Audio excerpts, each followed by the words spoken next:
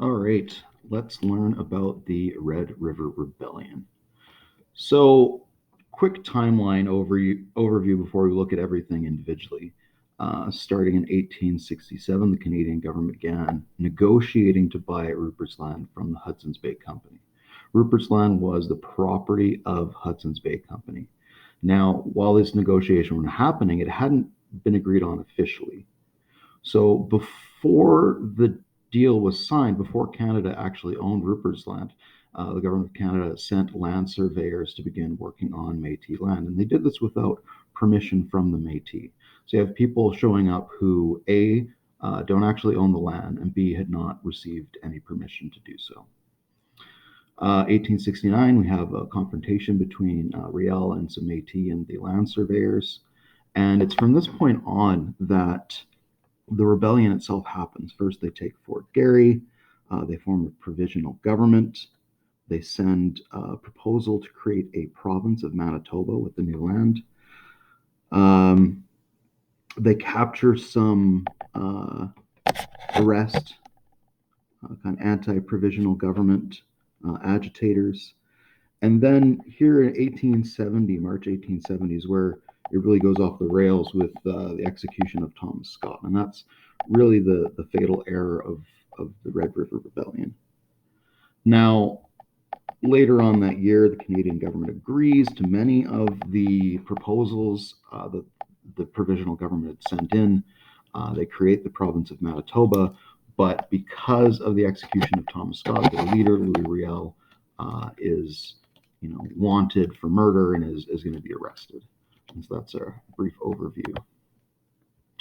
So looking at Red River, we can see here, right, Red River settlement is by the junction, the forks of the Assiniboine and the Red River, hence the name.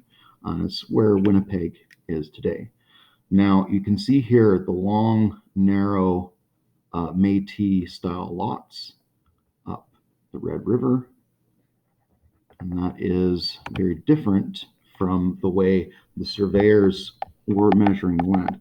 So if surveyors arrive, they start measuring and plotting out these rectangular lots. Now, the problem with these rectangular lots is that not all of these lots would have access to the river. Not all of the lots would have access to clean water.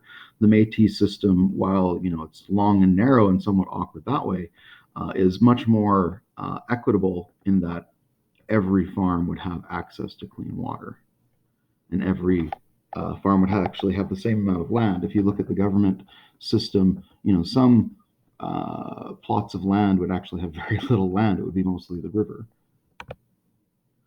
So, legitimately concerned with this encroaching outsiders surveying. Imagine someone shows up in your yard and starts measuring out. And you're like, hey, what are you doing on my lawn? It's like, oh, nothing. Having someone show up on your farm, your property, and start measuring out new property lines is a legitimately worrisome thing that happened. So Louis Riel here centered and other leading members of the community formed a provisional government. Now, the capture of Fort Garry is one of my all-time favorite things in history.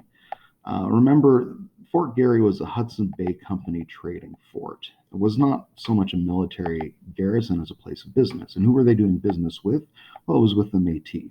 The Métis would show up with beaver furs and pemmican to trade, and they would get pots and pans and clothes and gunpowder and ammunition, whatever they wanted to trade for. So a Métis hunter coming in with a rifle or musket to trade was very common.